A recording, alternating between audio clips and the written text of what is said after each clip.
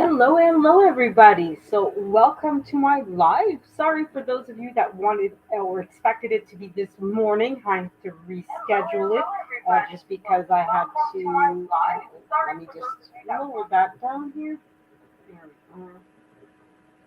Yeah, sorry, I had to reschedule it. Unfortunately, I did not have time to actually watch the movie that I was supposed to review. So I finally managed to watch it, and I'm going to give you guys my thoughts about the movie in a moment. We'll do that right after this quick commercial break.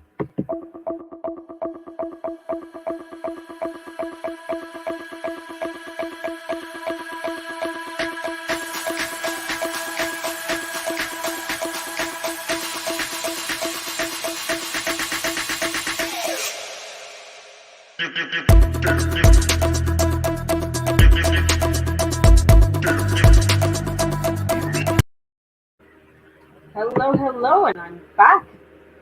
So, obviously, today we're going to review a movie called The Belko Experiment. I'm not going to show you guys any kind of images from that movie because it is a very gory, very creepy, very violent movie. Okay, it's definitely not the kind of movie that you're going to bring your children to. So if you're not into blood and violence and guns and all that kind of stuff, I definitely do not recommend this movie for you to watch. But if you are like myself, you're into horror and sci-fi, it's definitely, in my humble opinion, a good movie to watch. So to give you guys a very quick rundown of the movie, because again, I noticed with my other movie reviews, I was given more of a summary of the movie and not really my personal thought. And my objective is to give you guys my personal thought on the movie and not a summary of the movie. Basically, you see a group of mostly American individuals going into their office. It's set in Bogota, Colombia. Okay, and you start already seeing at the beginning of the movie, just enough to really hint that this is not going to be a normal day at the office for the employees, right? So they see that there's new guards, that the locals, i.e., the Colombians that work at the office, are being sent home, etc. While as the mostly American employees are allowed to stay and do their work. So of course that in the morning you're seeing that everybody coming in and you're already getting a sort of sense of who's who in the office. Now at the beginning you're told that there's 80 people in the office, and this is going to be a little bit later on that you find out that number. So obviously they're not going to go give you the rundown of every single person. Some are really just general background characters, is just to give you guys a sense of like, okay, there's a lot of people here, but you have a sense that there's 10, 12 people that are about the quote unquote main cast. Um, and that those are the ones that you're really going to be focusing on, while the rest maybe have a line at best, maybe, but then you can tell that they're really just more cannon fodder and really just there to be at the background, right? They're not really meant to be the main focus of it. Okay. Um, so basically, the first few minutes, you're just getting a sense of, hey, you know what, this is the office politics, what really goes on every day, and you really get to see some of the antagonists and the people that are sort of against each other and for each other and so forth. Hey, Black Money Corp, how are you? Thank you for being here, and thank you for being here on my live this morning as well. I still haven't figured it out how to actually chat back when I'm doing a live through YouTube directly. So I did see you. I didn't want to respond to you, but I just really didn't know how, to be honest. But I also, that's why when I went back live a second, I'm like, okay, I'm just not going to respond to your chats. But thank you for being there, and I hope you enjoyed the opera. I know I did, but anyways, so back to our stuff. So yeah, so you see the people coming in the office and this sort of normal politics that you'll see in an office, the love, the hate, the all that stuff, right? But already you're seeing a couple of characters asking a few questions One of them, while he was getting into the building, was like, "Well, why are these people being sent home?" Another of the main characters is like, "Well, I saw this new security guard go into this building. What's going on, etc." Right? So you see that they're picking up already that there's things that aren't normal, that are happening, that aren't really supposed to be happening, right? So um, there you go. Yeah, and I did like it. And you did ask what the favorite opera. I'm really new to opera in general. It's not my normal gig, my normal stuff that I really like. The only thing I know, I don't know if it's an opera or a song that's featured in an opera, but it's Lakme. I would like the song, that song, and it really it was enjoyable to me. So, like I said, I'm not sure if it's a song in an opera or an actual opera itself, that happens to have a song by the same name. But anyways, so yeah, so uh, and then after, they're starting to ask questions and wondering what's going on. Hey, this is really weird. Where is everybody? Because they're noticing that, hey, look, there's no locals here. It's mostly Americans. There are a couple actors that it's obvious they're not Americans. I think one is clearly British. It's an actor that was also in The Mentalist as well. I forgot his name. And he has in this movie his natural British accent. Hello, hello, Jaden. How are you? Thank you for being here. So I just started to summarize the movie that I'm going to be talking about tonight, which is the Belko Experiment, which, oh, I forgot to mention, did come out in 2016, either 2016 or 2017. So it's 5 or 6 years old. So it's a fairly recent movie, and there are hints and talks of there being a sequel. Hopefully, a sequel is made and done, but that'll be another talk for another day. Um, so yeah, so basically, all these people are asking questions. Hey, what's going on? Why are none of the, there's a lot of people missing here. People were sent home. There's security guards going to places that they're not normally supposed to be. These are new security guards. So of course, there's, a lot of people are starting to wonder, start to worry. Hey, what's going on?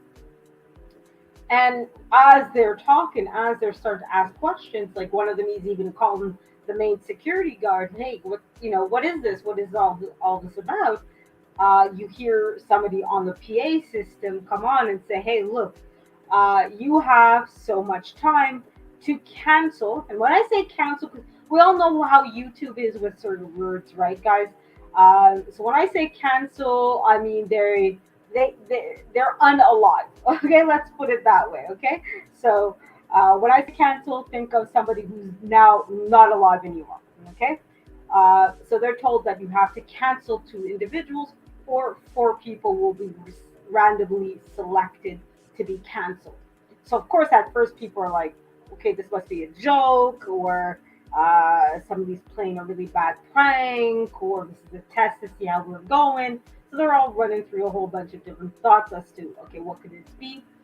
Then, of course, there's a whole security system that is automatically set up where um, all the doors are locked off by these big metal uh, slates, essentially. Okay, so nobody can get in, nobody can get out. Okay, and what's important as well is that the building is in a location where there's hardly anybody, right? There's not a large amount of traffic, there's not a lot of people going in and out of this building and coming around, right? So they're basically isolated, right? Now, of course, because nobody took it seriously, four people are actually randomly selected to have themselves canceled. And it's done by these little bombs. At the time, they didn't know it was bombs, but it's the little things that in the back of their brains that unfortunately go boom. And yeah, four people are canceled that way. So, of course, people are now taking it seriously, like, oh God, what the crap? What the crap? So, of course, now as the movie goes on, the people on the PA is like, well, you have to do this, you have to do that, or else. And of course, that's a whole debate as do we follow the instructions, do we not follow the instructions? So there's that whole debate as to what would you do to survive, right? How precious is human life for you? Would you sacrifice yourself? Would you sacrifice somebody else to survive? What would you say? What would you do, right? And of course, at the end of the movie, only one person survives, and it's the one person that throughout most of the movie was like, look, life is precious. We have to find a way to, for all of us to survive, or as many people to survive. We can't just go out here and cancel each other, right? So he's trying to be very heroic and very, life is precious. But you can see at the end of the movie, because it is discovered that this is an experiment. We're not sure by whom, but we do see a few people that are part of the experiment, and they make it clear, yes, this is an experiment on social behavior and what would people do in these kinds of circumstances. So this one guy that was whole like life is precious, it's wonderful, let's not try to cancel each other, ends up basically canceling all these individuals that were at least in front of him part of the experiment, and he kind of leaves the building triumphantly. But you see on a larger screen that it's in a PA. So you see on a larger screen, you'll see several other individuals who also seem to have survived this same kind of experiment on these screens. And then the person on a PA says, "Okay, end of phase one. Phase one has ended. Phase two has begun," sort of to indicate that there's potentially a sequel. Which is why I was saying, "Hey, the sequel is something else. Maybe will it happen? Will it not happen?" Um, so yeah, so it seems like, okay, this is just one part of a movie, right? That this is just the first step of many potentially, right?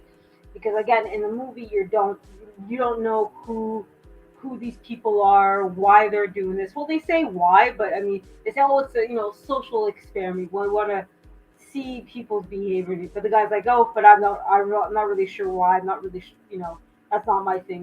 These scientists, so you can tell that he's not really, excuse me, he's not really part. He's not in the loop as to what's really going on.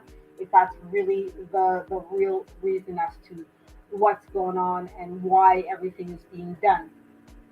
So that's basically the end of the movie, and kind of what happened. Now, obviously, like I said, I intentionally didn't go into big details of the movie, just because that's not my goal. And like I said, it is a very gory movie, so there's lots of scenes that I could describe, but it would be very violent and very gory, and I kind of want to make sure I have this video as rated G as possible. So I'm not going to go into too much in depth. But for sure, guys, if you want to see the movie, I definitely would recommend it. I liked it. But like I said at the beginning, guys, it's a very gory movie. It's a very violent movie. This is not the kind of movie that you would watch if you're sensitive to blood, or if that's just not the kind of movie that you like. And certainly don't watch it if you have children around, or people that are sensitive to that kind of content. It's definitely not the kind of content that's for everybody. All right. So, yeah, that's pretty much my summary of the movie. Okay. So I'm going to give you guys my thoughts of the movie, what I liked, what I didn't like, what I thought could improve, what I thought, was great as it is, and so forth. So yeah, if you guys have any questions or comments, guys, as well, feel free to let me know in the chat as well. Okay. So the movie basically for me, like I said, overall, I really liked it. Um, I thought it was great. I thought the premise, especially at the end, where you see that it is it's one part of a larger experiment, is I like that kind of concept. It is a concept that does get shown in quite a few movies. There's two movies, I can't remember the names of them at the moment, but there's two movies that I remember seeing fairly recently that went into that idea that it's just the first experiment or the first step of many. I think there's a couple movies as well that are called Escape Room that go into that idea as well. That this is just one incident of many, that there's a lot of these incidences occurring, or a lot of these experiments going, and that there's more to it than just this one thing, and in consequence that there's a larger organization that is controlling what is going on, right? So it's not just somebody here that, a lone wolf that decided, hey, I really want to be doing this, and I want to have 80 people trapped in a building, and they have to cancel each other to get out, right?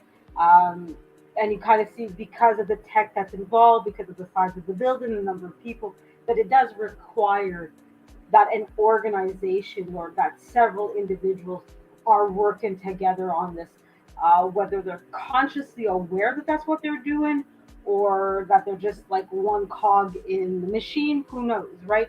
There's probably a mix of that, where you have certain individuals that are very much aware and very, much in control of what's going on, and others that's like, look, you're just paid security.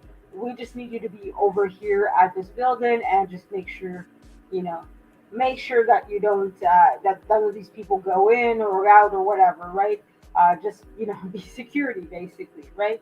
So, but I do like that kind of concept where it is like you're seeing just one incident of many, and that there's a larger element to it, and that it's like, we tend to want to put faces and names on evil in movies, right? It's like you're going after Jason, right? You're going after Matthew Voorhees. It's you're going after a particular individual, right? That one person is what you're trying to defend yourself against, right?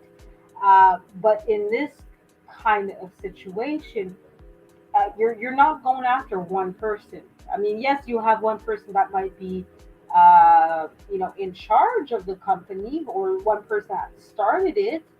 But in order for it to be successful, in order for it to be run, especially like I said, because of the ending, where you have a lot of people, that have survived several incidents in a lot of different places, you see that even if you go after one person, that there's something that's going to just take over, right? So even if you did find out that, okay, well, this all started back in whatever year by whatever person, and even if you go after that one person, somebody else is just going to take over, right? You get a sense that there's, something beyond that, and that's the other thing that I do like about this movie, is that you feel that there's something here happening that's above and beyond just what's going on in that one movie. That, yes, at the end of it, you find out, like I said, that it's, supposed to be a social experiment. We want to find out about human behavior, because of how people were behaving in the movie. You get a sense that for some people, they didn't really care whether it's a social experiment to better humanity or not. They just want to cancel people, or they just, wanted to get paid, or, it was a job for them, or whatever. You feel that like there was a lot of things above and beyond what was going on in the movie, right? You in that incident, I should say, right? So you really get a sense that uh, there's a lot more at play here than just a scientist that has questions about how would people behave if, what would happen if. That for maybe some people, it's not, like I said, they don't care. Some people are psychopaths, and this was their way of, hey, let's cancel a lot of people, and get away with it, and say, hey, it was to do research, right? It was, so we had questions about humanity and what we could do about it, right? So that was definitely a part of the movie that I really liked. Um, One of the part of the movie I didn't like, though, was that the fact that there was so many people, right? There's 80 people, like I said, when they announced at the beginning, when they said, okay, well, you have to cancel too many, or, four of you, and they did in that speech say, okay, there's 80 of you, so basically you have to, in so much time, you have to either be 78, or we cancel four of you, and then consequently you're 76. So of course that means that you can't focus on every single person and get to really learn more about them. So you get little glimpses of people. Like, there's that one office creep that's doesn't get the hint that, hey, look, I'm really not interested in you. I'm not, I'm not pretending. I'm really not. I'm not being playing hard to get. I'm really no, I'm not interested. And then of course you have the office psychopath that's like ready to kill at an instant, or it has to say cancel. Sorry. So you get glimpses, but that's the issues that everybody plays into that one stereotype. You have the nerd, you have the pothead, you have the wacky, maybe he's a bit crazy, plumber or whatever, So everybody has a very, one very specific stereotype they're playing into, and that's it, right? There's no depth, there's no um, you know, there, there's no like friction because hey, you had an affair with my spouse, and we were married for so long. Da, da, da, da. It's like really stereotypical conflicts, right?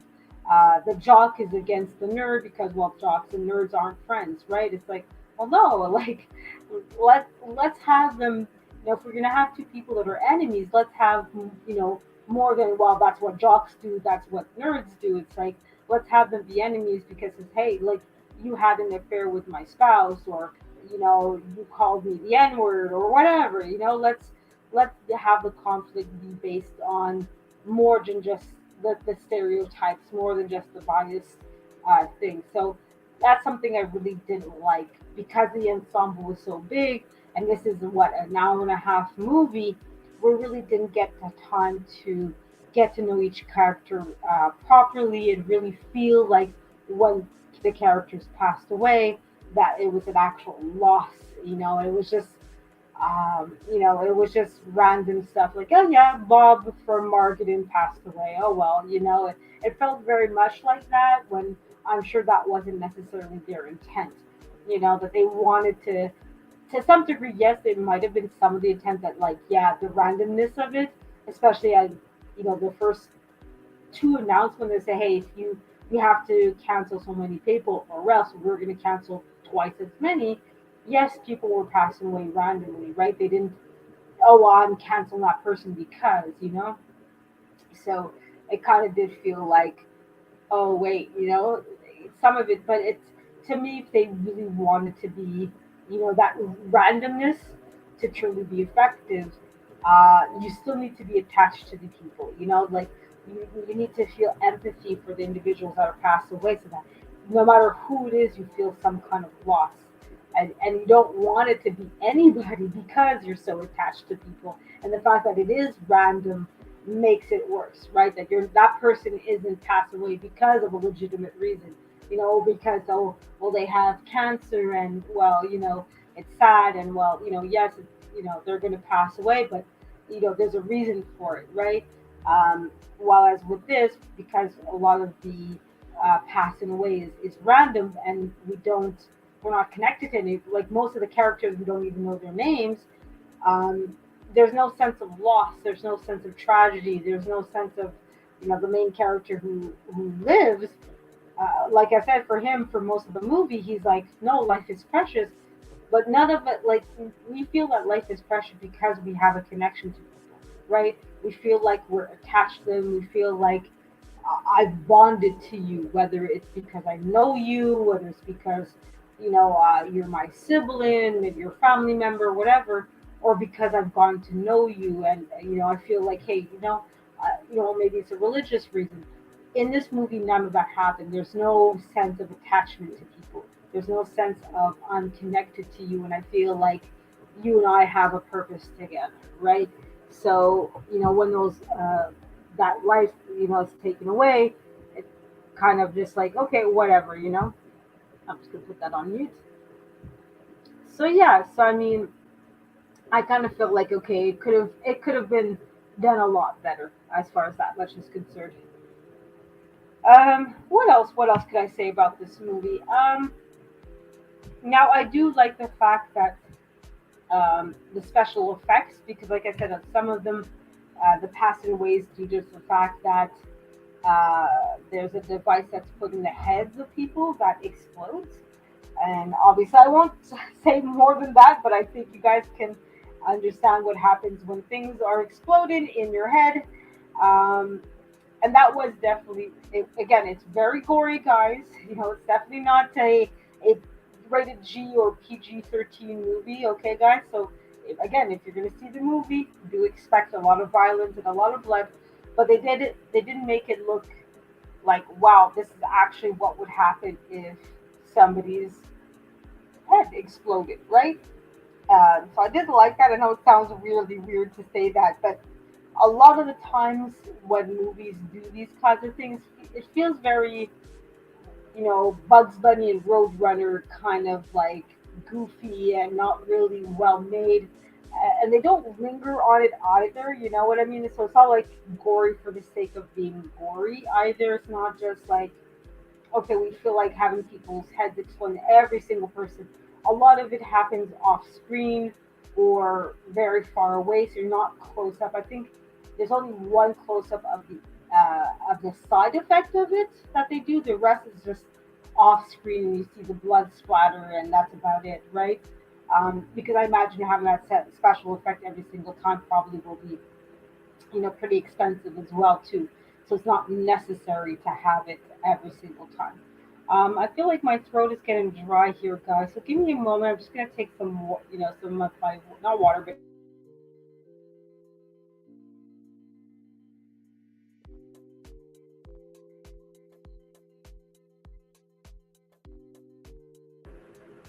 all right, I'm back, guys. So yeah, I did like the fact that yes, it was, I like gory, but not gory for the sake, just for the sake of being gory, right? There has to be a reason for it. There has to be context to it, and it has to be like well done as well, right? Because I feel like especially that's why I don't really like slasher movies. A lot of times I feel like it's just needlessly bloody and needlessly violent. While it's here, it's like yeah, when the deaths happen, when the cancellations happen, they happen, and oh my god, it's crazy. But most of the film for most of the time was pretty calm. So, like I said, overall, that's pretty much what I want to say about the movie.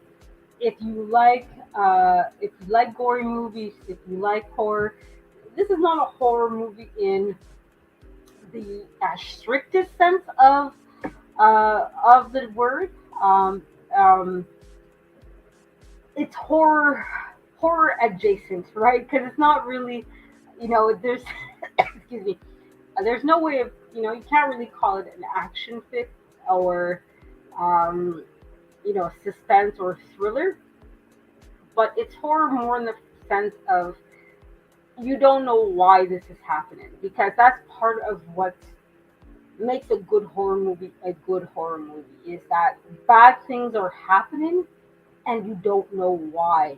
And there's oftentimes nothing that you can do about it, right? You can't pray to God for it to go away. You can't just, oh, well, we're going to go after Jason Voorhees or I'm sorry, Voorhees or Jason or whatever. Um, and everything's just going to go away, right? It's just going to keep coming back. That's why you have like Friday the 13th, number 17 or whatever, right? It just, the horror keeps coming back, right?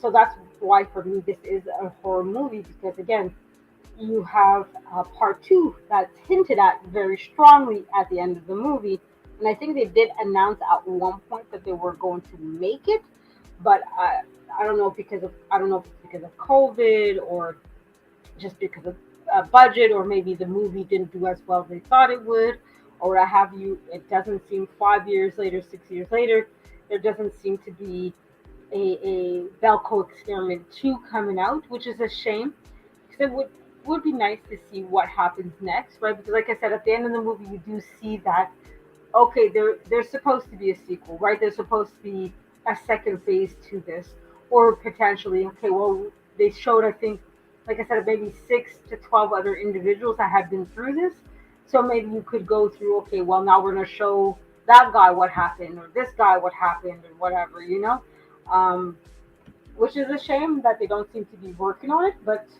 who knows, right? Maybe if they give the project to the right person, the right hands, it might end up being something. So, but yeah, pretty much that's what I wanted to say about this movie. I do think it's a horror, and it's a pretty well made horror. There's some minor criticisms of the movie, but no movie's perfect, right? So that's pretty much what I have for today. I did change because I noticed I set my two lives that I have premiere for tomorrow and for the day after. I set them originally for Monday, but it's really supposed to be Sunday because Monday I'm at work, so I won't be able to really pay attention. And they are long premieres, guys, so you don't have to be there for the entirety of the premiere. I think both of them are good 3 or 4 hours at the very least. So if you guys want to come in and out, that's absolutely fine. So um, I will go back to my normal schedule starting Monday. So Monday night I'll try to have a live where I teach you guys some French.